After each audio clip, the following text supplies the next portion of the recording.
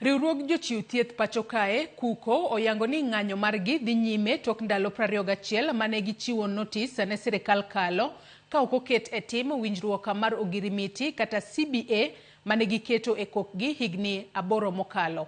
Kotelnegi kod jagoro maduong' mar riwruogno George Marao kod jalupne Austin Oduor, giwacho ni kata obedo ni migao mar omenda kod duol mochung'ne rango osach jotije piny owacho ne osepuodho ogirimiti makamano, giseyo migao mar thieth kuom weyo ma ok odewo goyo kogno winjruok makamano.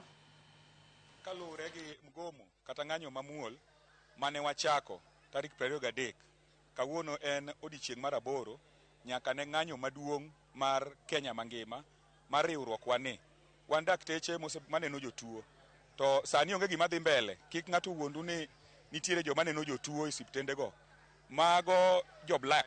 Wamiyo gi ndalo 21 mondo ging'i obokeni mane ji osewinjore. En ng'anyo mamuol lakini odhi bedo ng'anyo mara tipo. En ng'anyo malich madhi timore Nairobi.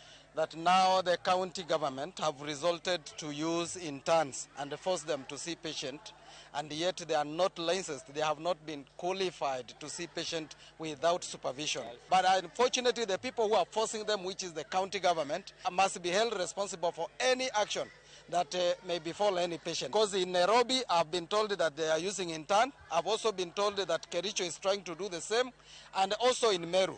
So we must be cautious enough to inform Kenyans as such.